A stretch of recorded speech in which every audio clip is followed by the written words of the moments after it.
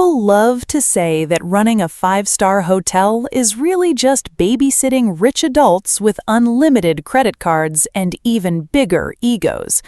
I found out how true that was after I clawed my way back from rock bottom to build the Tidewater Manor, a private oceanfront resort that wealthy guests fought to book. Most mornings, I sat in my glass office above the grand lobby, watching over a parade of first-class drama. But one ordinary Tuesday, a single reservation landed on my desk that would drag my worst memory back into the light. My events director, Marisol, walked in clutching a thick folder, her face pale. A massive shipping conglomerate called Ridgeline Freight wanted to buy out the entire resort for a long weekend wedding. They'd chosen our priciest package, but insisted on skipping our in-house pastry team to bring their own cake. I flipped through the paperwork, and my stomach dropped. Buried in the fine print were the names of the bride and groom. The groom was Julian Cross, my ex-fiancé, the man who destroyed my life 5 years ago. We'd built a catering company together, side by side, until he quietly gutted it from the inside. He stole every client we had, buried me under crushing debt, and disappeared with his new assistant, leaving me to survive out of a cramped, moldy apartment. Now that same man was trying to book my resort for his wedding. Marisol asked if we should just turn the contract down. It was personal. It could get messy fast. But looking closer at the paperwork, I realized something. Julian had booked through a generic management firm. He had no idea I owned this place, because after everything fell apart, I'd taken back my maiden name. To him, I wasn't his ruined ex-fiancée anymore. I was just Miss Harrow, a stranger running his dream venue. A slow, cold calm settled over me. He was about to walk straight into my world without even knowing it.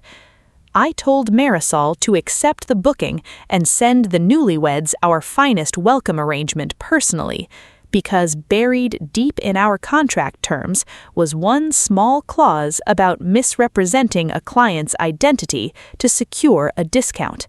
Julian had already broken it. He just didn't know it yet. To keep every string in my hands, I appointed myself lead coordinator for their entire weekend. Staff were under strict orders never to reveal who really owned this place. I wanted to watch every second of this unfold without Julian ever realizing the woman running his wedding logistics was the one he'd left broken.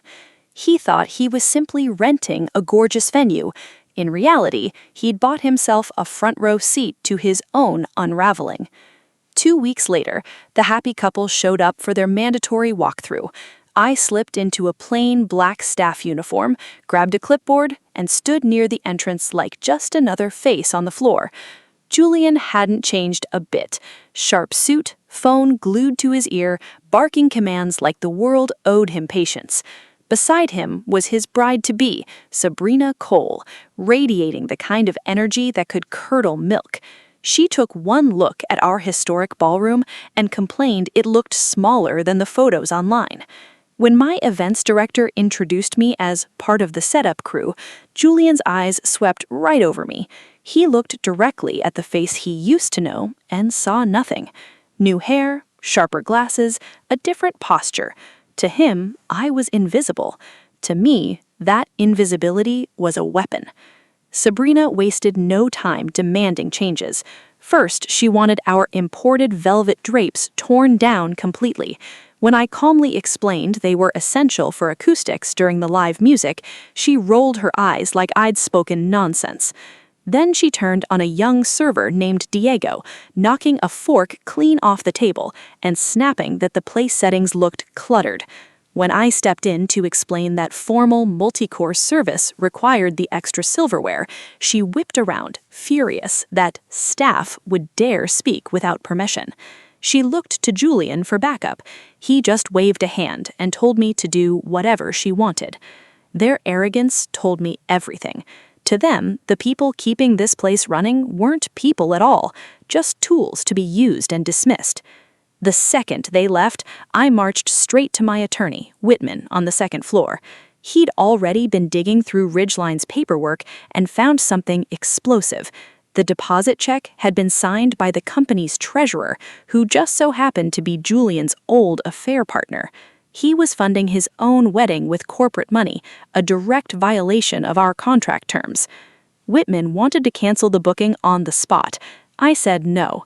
Canceling now would only let Julian spin the story, paint me as some petty stranger who ruined his big day. I wanted his mistake to happen in public, in front of everyone, where no one could deny what kind of man he really was. I'd enforce the rules the moment he crossed the line, on my turf, my terms. Walking back through the service halls, I passed Rosa, one of our housekeepers, whose medical bills I'd quietly helped cover months earlier. I built this place on decency and fair pay because I remembered exactly what it felt like to be exploited by someone who claimed to care about me. Julian was about to remember too. Julian had always seen his staff as numbers to trim. I saw mine as people who deserved respect. So before the ink dried on that contract, I made sure Marisol slipped in a strict conduct clause, one they signed without bothering to read. The wedding day arrived heavy with coastal humidity, the air thick with a storm that hadn't broken yet. The ballroom looked breathtaking, cascading orchids, warm golden light, every detail flawless. But underneath the beauty, tension was already simmering. Julian stood near the towering ice sculpture, scotch in hand, laughing too loud and too often, the sound of a man trying to convince himself everything was fine. Sabrina, meanwhile, prowled the room like a critic on patrol, more focused on camera angles than her own wedding. During the dinner rush, Rosa moved carefully through the crowd, balancing a tray stacked with delicate crystal glasses. Then Sabrina spun around in her enormous gown without looking and slammed straight into Rosa. Glass shattered across the marble floor. She didn't apologize. She screamed. She demanded Rosa be fired on the spot. Julian jumped in too, threatening to destroy the hotel's reputation over a simple accident. That was my moment. I stepped out of the shadows, nodded to Whitman, who pulled the termination paperwork from his jacket. Then I reached up and took off my glasses. Julian's face went white. Recognition hit him like a wave he never saw coming. "Your contract," I said, calm as still water, "is terminated, effective immediately. Gross misconduct, financial misrepresentation." Security moved in fast, guiding the shouting, humiliated couple out through the ballroom doors and into the pouring rain outside.